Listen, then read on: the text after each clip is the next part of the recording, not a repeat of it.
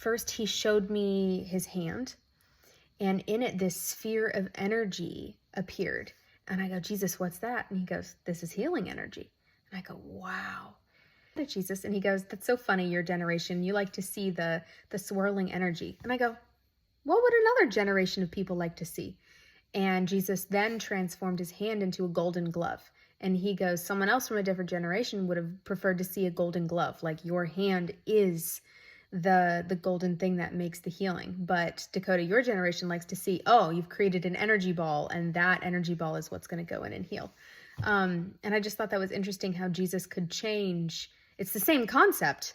The power comes from within him and comes out in his hand to heal, but it would change between generations. Then Jesus said, follow me. And I did. I followed right behind him. And he said, we're going to walk into an old memory of mine. Jesus said, Dakota, I'm going to let you experience what it was like to be in my body. You won't have control over any of my actions. You're just watching something that has already unfolded, but you're going to be watching from kind of like within my skin. Like, you'll be living my own memory. And I was like, okay, we've actually never done this before. It's really cool.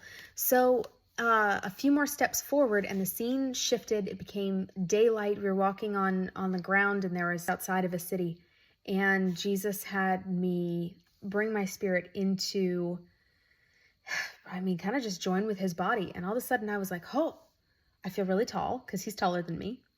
And I look around and I felt, I think, a little lighter on my feet. So I was kind of getting used to what it was to be him for a moment.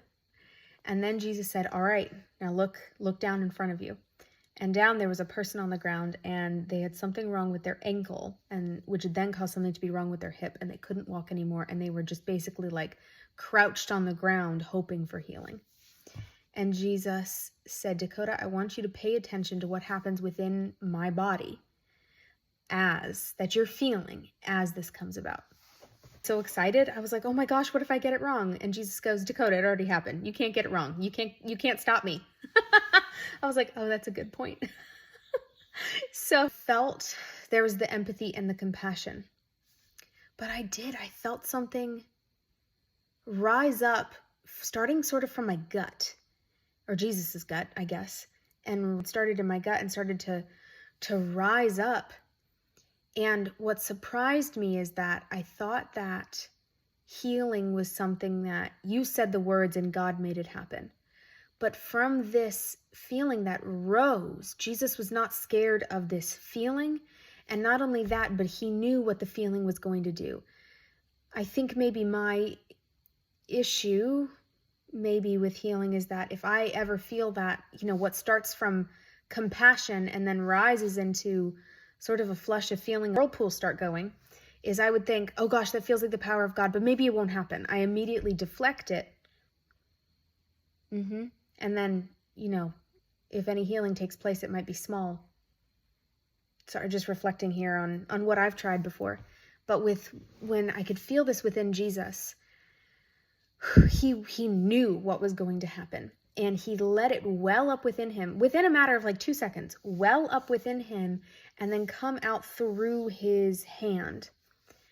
And then I felt him reach his hand forward, and just even before he touched the person, the healing was already taking place.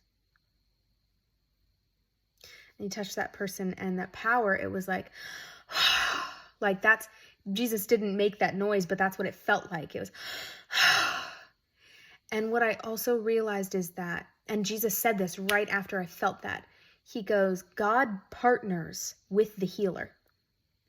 So God doesn't bypass the healer. And I guess I sort of had this thought that it didn't matter what, because it was all on God, it didn't matter what you believed in order to impart healing. But Jesus says, no, God doesn't like to work like that. He likes to partner with us. And so when God partnered with Jesus's belief and experience, because Jesus had experience doing this too. He knew also it would work, but at some point Jesus had to just put out in faith and that would happen. He told me about that too today. The first time he healed somebody, he was a kid, and it was a younger kid, friend of his. Oh my goodness. But anyway, Jesus said that he wants to with the healer. And so that means that in order for me to, I'm just guessing here, but operate in this gift of healing, then I need to let God change my heart and uplift my heart so much that when I feel that power rising, I believe that, yeah, this person's going to be healed. It's the power of God, but I let that flow through me. And I think I've been stopping it before it even gets started because I'm scared to fail.